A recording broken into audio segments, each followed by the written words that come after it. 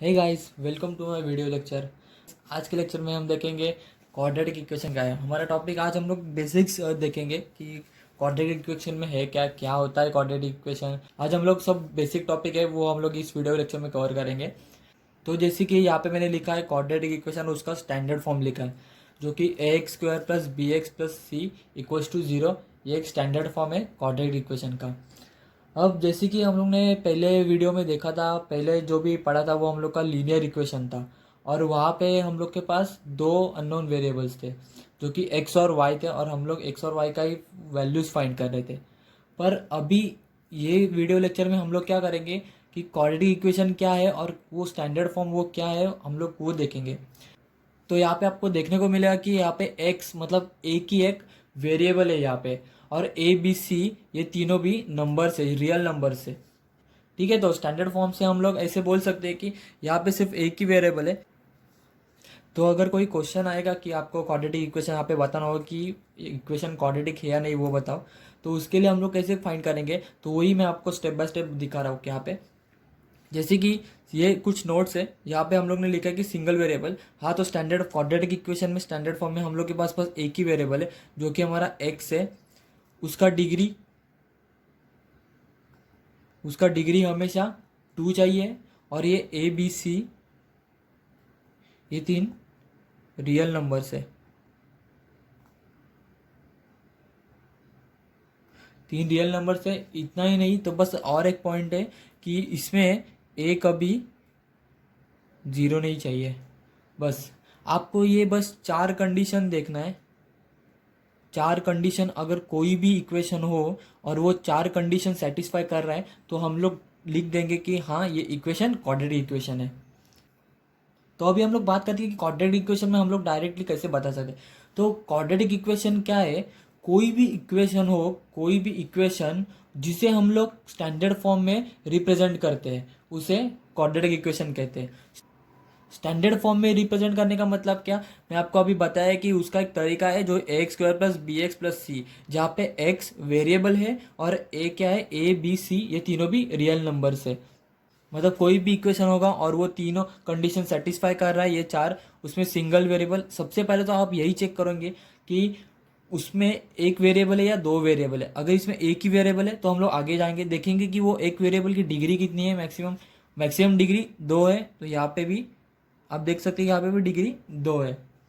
इसमें वेरिएबल ए वो तीन, ये तीनों वेरिएबल है रियल नंबर जिसमें, ये तीनों वेरिएबल है रियल नंबर जिसमें ए ज़ीरो नहीं है।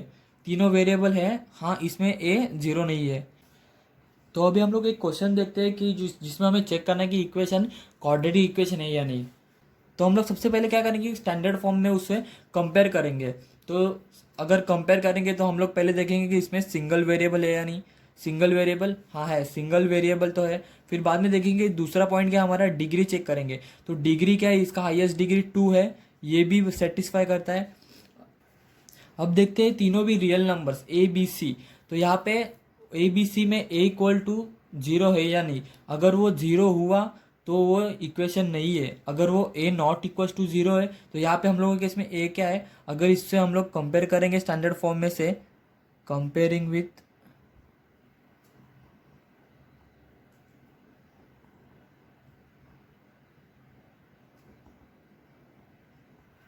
अगर स्टैंडर्ड फॉर्म से, अगर हम लोग इक्वेशन को स्टैंडर्ड फॉर्म से कंपेयर करेंगे तो हमें ए बी सी का तीनों वैल्यू मिलेगा। ए का वैल्यू मिलेगा यहाँ पे 1, बी का वैल्यू मिलेगा 2 और सी का वैल्यू मिलेगा 11।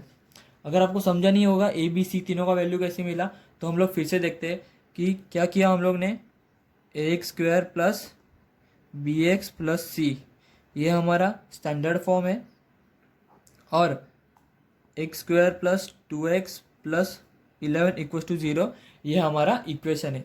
तो इसमें से जो जो एक्स स्क्वायर, तो हम लोग ये पहले कंपेयर करेंगे। इसमें क्या होगा, मतलब a x square equal to x square, x square cancel हुआ, ए का वैल्यू मिला हम लोग को 1, ए का वैल्यू 1 मिला।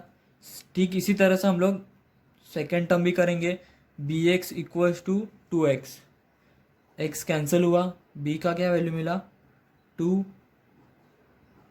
यहाँ पे बी का 2 लिख रहा है। ठीक है, अब लास्ट में क्या है, सी। सी का हम लोग तो डायरेक्ट कंपेयर कर सकते हैं, सी का वैल्यू कितना है 11।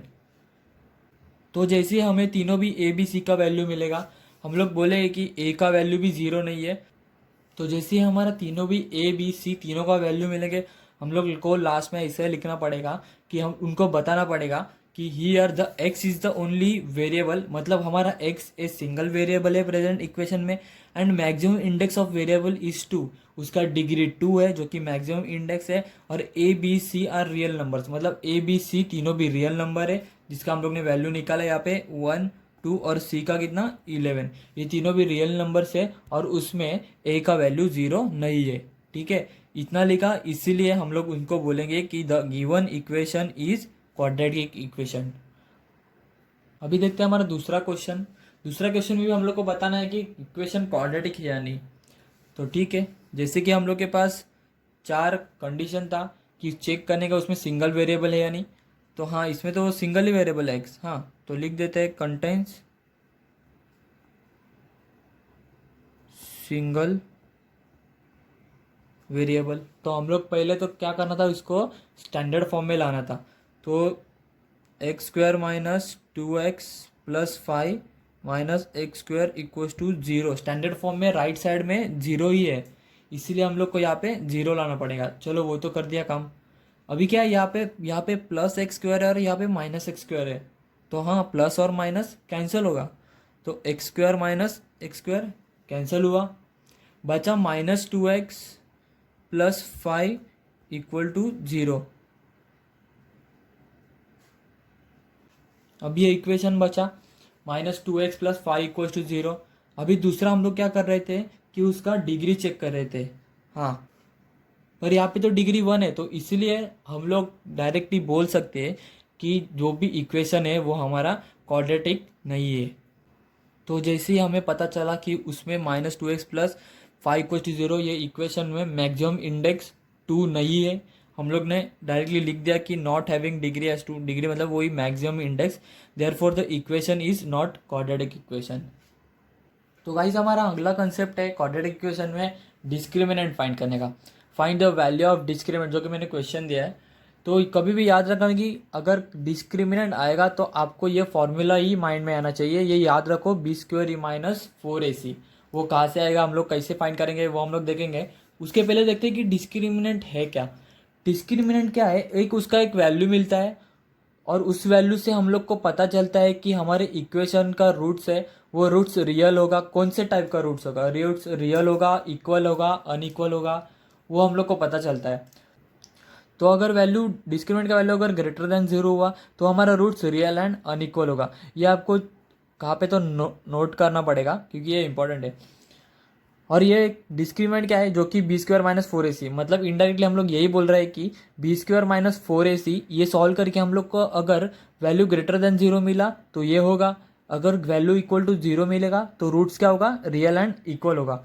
और अगर ये सॉल्व करके हम लोग को वैल्यू लेस देन 0 मिला, मतलब कोई माइनर निगेटिव वैल्यू मिला, 0 से कम मिला, तो क्या होगा, रूट्स नॉट रियल। तो अभी देखते हैं कि जैसे हमारा क्वेश्चन दिया है root of 5x square minus X minus root of 5 equal to 0, ये क्वाड्रेटिक इक्वेशन है, उसका हम लोग को डिस्क्रिमिनेंट फाइंड करना है। तो सबसे पहले हम लोग क्या काम करेंगे, डिस्क्रिमिनेंट का फॉर्मूला तो आपको याद ही रखना पड़ेगा, जो कि हम लोग ने पहले लिखा था बी स्क्वायर माइनस 4ac। तो हम लोग को इसका ये वैल्यू फाइंड करने का है। तो इसके लिए हम लोग के पास ए बी सी और तीनों का भी वैल्यू चाहिए, तो ही हम लोग को ये वैल्यू फाइंड कर सकते हैं। तो इसके लिए हम लोग सबसे पहले क्या करेंगे, जो भी इक्वेशन हम लोग को दिया है वो इक्वेशन को हम लोग कंपेयर करेंगे। किससे कंपेयर करेंगे, पर स्टैंडर्ड फॉर्म से। तो इससे हम लोग को ए का क्या वैल्यू मिला, ए इक्वल्स टू √5, बी का क्या वैल्यू मिला -1, और ठीक इसी तरह से हम लोग को सी का क्या वैल्यू मिला, ये -√5, ये माइनस है। तो जैसे ही हमें तीनों भी ए बी सी का वैल्यू मिल जाए, हम लोग सिर्फ सब्स्टिट्यूट करने का काम करेंगे। सब्स्टिट्यूट करेंगे सब वैल्यूज़। बी का क्या है वैल्यू -1, तो -1 का स्क्वायर -4 इंटू ए क्या है √5 इंटू सी क्या है -√5। ठीक है, तो -1 का स्क्वायर तो पॉजिटिव होगा, कोई भी नेगेटिव नंबर का स्क्वायर पॉजिटिव होता है। तो 1 हुआ, और ये माइनस इंटू माइनस क्या हुआ, प्लस, तो ये 4, तो √5 इंटू √5 वैल्यू मिलेगा हम लोग को 5, जो कि अगर मल्टीप्लाई करेंगे तो ये रूट हट जाएगा उसका, ठीक है। तो इससे हम लोग को वैल्यू मिलेगा, और ये वैल्यू हुआ 21, जो कि ग्रेटर देन 0 है। तो जैसे हम लोग ने देखा था कि ग्रेटर देन 0 होगा तो रूट्स क्या है, रियल एंड अनइक्वल है।